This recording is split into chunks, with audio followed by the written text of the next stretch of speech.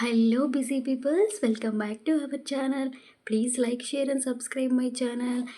ఈరోజు నేను మీ అందరికీ ఒక యూస్ఫుల్ టిప్ అయితే షేర్ చేస్తున్నానండి.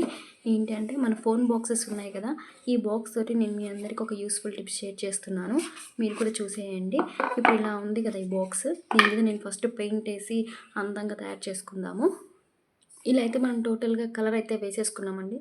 ఇది కొంచెం డ్రై అయ్యేలోపు ఈ బాక్స్ని ప్రిపేర్ చేసుకుందాం. ఆల్రెడీ ఈ బాక్స్లో వచ్చిన ఇవి చూసారు కదా, వీటిని మనం కట్ చేసుకుందాం. నేనైతే ఇలా చిన్న చిన్న పీసెస్ అయితే కట్ చేసుకున్నానండి. అది ఇలా చిన్న చిన్న పీసెస్ అయితే ఎక్కువ బాక్సెస్ అనేవి ఇందులో కనిపిస్తాయి. పెద్ద పెద్దవి అయితే ఎక్కువ కనపడం అనేసి చిన్న చిన్న అయితే కట్ చేసుకున్నాను. ఇప్పుడు నేను ఎలా వీటిని డిజైన్ చేస్తానో మీరే చూడండి. ఫైనల్గా నేనైతే ఇలా చేశానండి. ఇలా నేను టోటల్గా సిక్స్ వచ్చేలా చేశాను.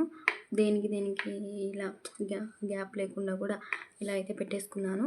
కింద డబుల్ టేప్ సహాయంతో నేను వీటన్నిటిని అతికిచ్చాను. ఇవి చాలా స్ట్రాంగ్గానే ఉన్నాయండి. ఇది జస్ట్ ఒక హాఫ్ అన్ అవర్లో అయితే ఈజీగా మనం చేసుకోవచ్చు. ఇప్పుడు మీరే చూడండి నేను ఏమేమి పేరుస్తాను. ఈ విధంగా అయితే నేను సెట్ చేసుకున్నానండి.